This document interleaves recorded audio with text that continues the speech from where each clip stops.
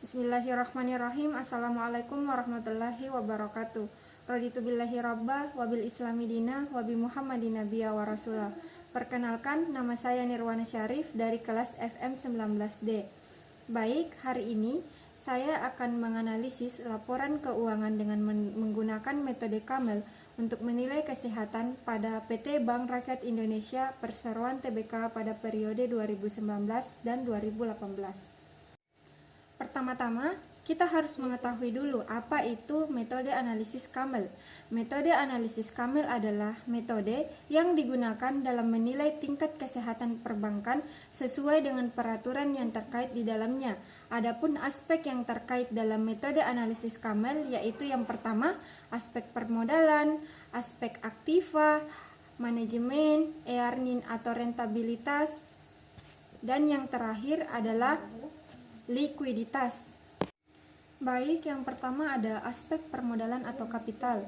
Dalam mencari aspek permodalan atau kapital dalam satu perbankan, diperlukan capital adequacy ratio. Adapun rumus dalam capital adequacy ratio yaitu modal dibagi dengan aktiva tertimbang menurut risiko dikali dengan 100%. Diketahui pada tahun 2018 jumlah modal pada PT Bank Rakyat Indonesia Perseroan Tbk adalah senilai 173.618.421 dibagi dengan aktiva tertimbang menurut risiko yaitu 818.608.240 dikali dengan 100% sehingga kita mendapatkan hasil 21,2%. Pada tahun 2019 diketahui modal senilai 195.986.650 dibagi dengan 869.020.388 rupiah dikali 100% sehingga kita mendapatkan hasil 22,5%. Aspek yang kedua dalam metode Camel yaitu ada aset atau aspek aktiva. Adapun rumus dalam mencari aspek aktiva yaitu kualitas aktiva produk sama dengan aktiva produktif yang diklasifikasi dibagi dengan total aktiva produktif dikali dengan 100%. Diketahui pada tahun 2019 jumlah aktiva produktif yang dikualifikasi senilai 34.569.880 dibagi dengan total aktiva produktif 1.234.239 rupiah dikali dengan 100% sehingga kita mendapatkan hasil 2,8%. Pada tahun 2019 diketahui jumlah aktiva produktif yang diklasifikasi senilai 38.145.391 dibagi dengan 1.343.77.860 rupiah dikali dengan 100% sehingga kita mendapatkan hasil 2,8%. Aspek yang keempat ada manajemen. Adapun rumus dalam mencari manajemen yaitu net profit margin sama dengan net income dibagi dengan operating income dikali dengan 100%. Diketahui pada tahun 2019 jumlah net income adalah 31.701.975 rupiah dibagi dengan operating income 40.749.608 dikali 100% mendapatkan hasil 77,7%. Pada tahun 2019 diketahui jumlah net income adalah 34.028.685 dibagi dengan 43.035.335 rupiah dikali dengan 100% mendapatkan hasil 79%. Aspek keempat dalam metode analisis Camel yaitu ada earning atau rentabilitas. Adapun rumus dalam mencari rentabilitas ada dua yaitu ROA dan ROE. Adapun rumus dalam mencari ROA yaitu laba sebelum pajak dibagi dengan total aset dikali 100%. Diketahui pada tahun 2018 jumlah ROA yaitu 40 juta Rp789.64 dibagi dengan Rp1.234.239 dikali 100% sehingga kita mendapatkan hasil 3,3%. Pada tahun 2019, jumlah untuk mencari ROA yaitu 42.449.892 dibagi dengan Rp1.343.77.660 dikali 100% sehingga kita mendapatkan hasil 3,9%.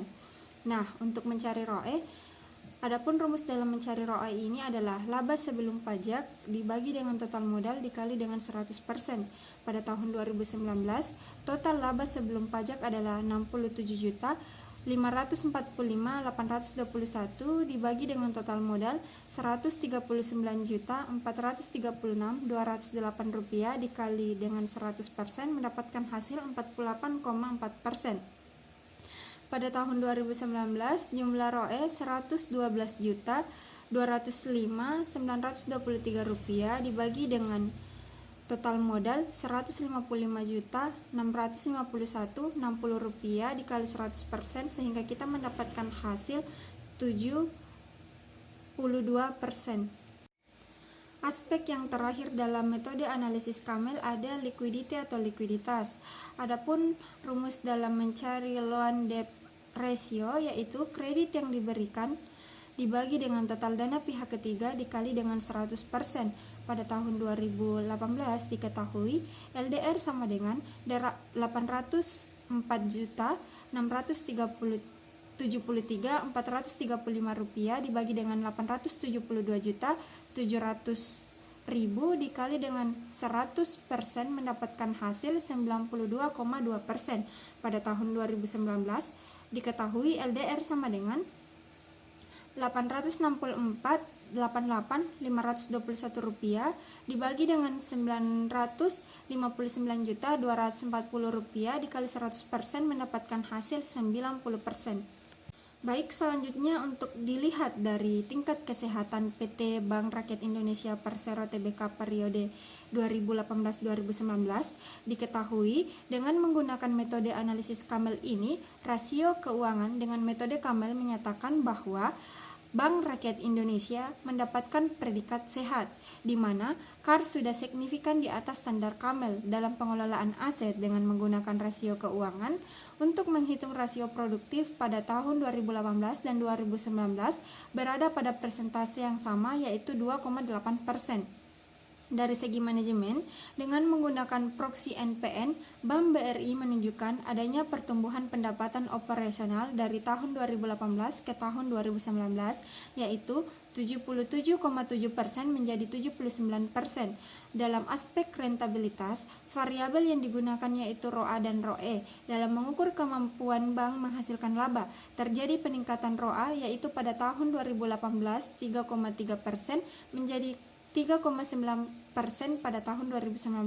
Begitu juga dengan ROE pada tahun 2018 ke tahun 2019 terjadi peningkatan dari 48,4% menjadi 72%. Dari aspek liquidity yaitu loan deposit ratio tergolong tinggi yaitu 92,2% dan 90% pada tahun 2018 dan 2019. Secara umum, Bank BRI tergolong liquid dinilai dari komposisi permodalan, pengelolaan aset, manajemen, kemampuan menghasilkan laba, dan likuiditas.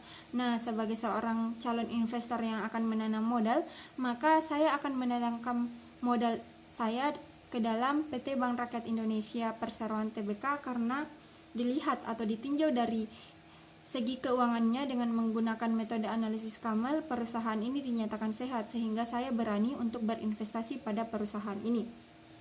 Baik, itu saja penjelasan saya mengenai metode analisis Kamel. Kurang dan lebihnya mohon dimaafkan. Billahi fisabilil haq, fastabiqul khairat. Wassalamualaikum warahmatullahi wabarakatuh.